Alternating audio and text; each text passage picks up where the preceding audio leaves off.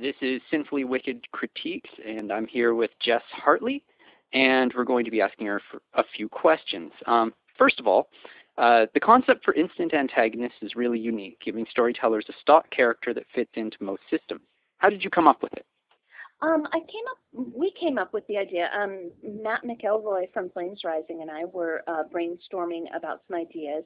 I think that one of the most challenging things for a game master or a storyteller is to people their world with realistic characters that are more than just cardboard cutouts.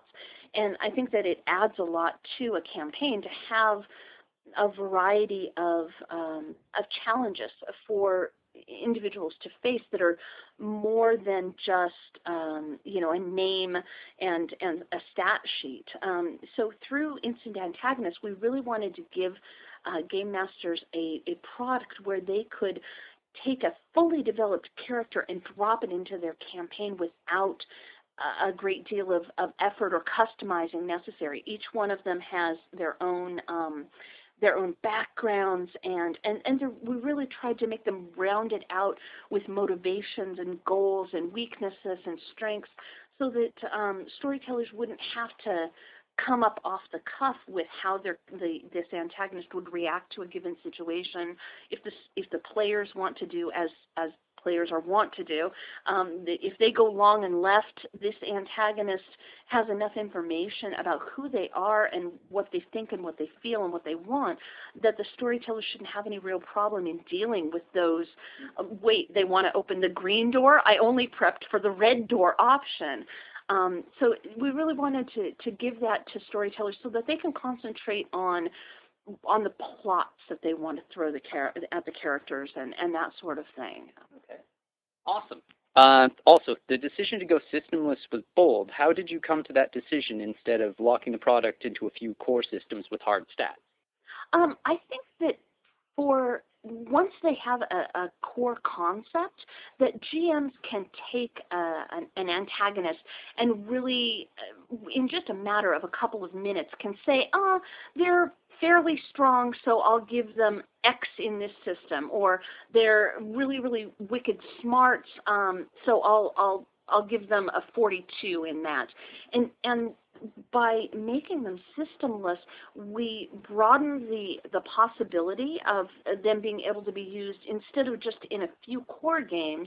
They can be used in any system, and with a very little amount of work. We kind of tried to do the hard stuff for the GM so that they can go ahead and put it into their world. And also, if we had chosen even 5, say, systems, there would inevitably be GMs who were going to have to stack them up on their own anyway because they're using house rules, or they're using an older edition, or they're using an obscure game, or they're using a game they created.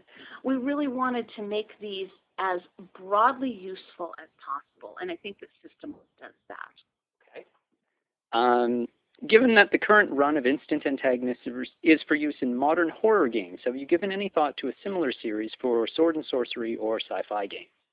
I think that there are some products out there that are doing similar things for historic fantasy. Mm-hmm. We had seen things that were kind of like that, but nothing that was really focused on modern horror.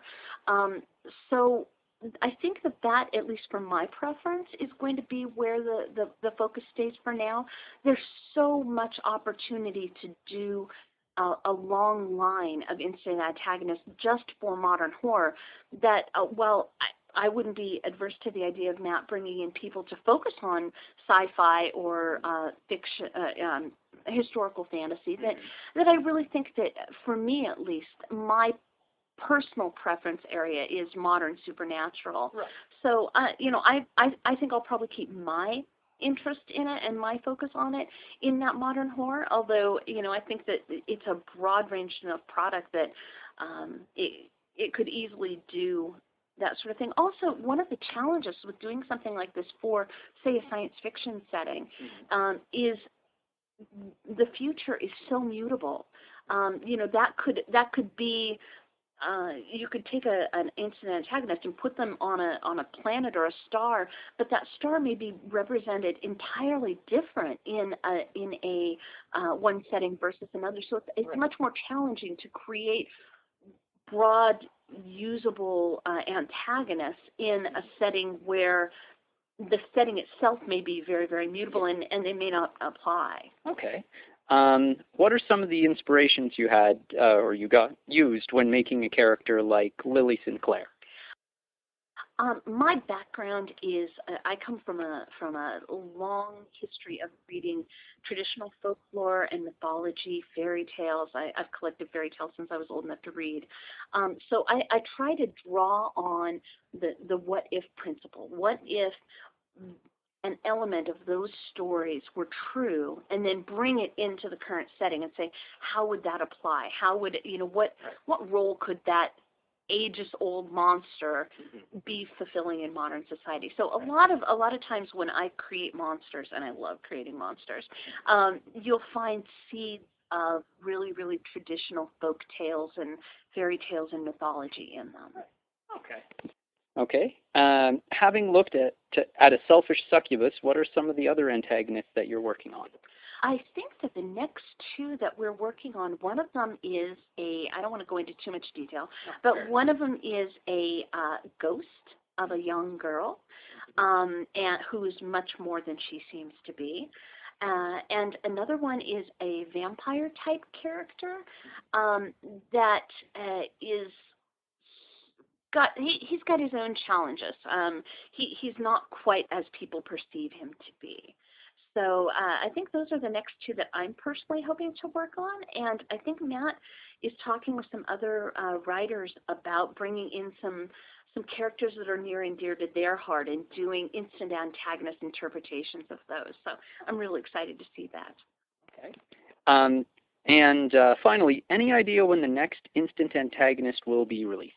Well, fortunately or unfortunately, those of us who were working on it got hit with a lot of really interesting products unrelated to instant antagonists that kind of superseded it, unfortunately. But I'm hoping that before the end of the year we'll have at least one more instant antagonist out. Okay. All right. Thank you very much. This was Sinfully Wicked Critiques with Jess Hartley. Thank you very much for having me, Jeremy. It was great.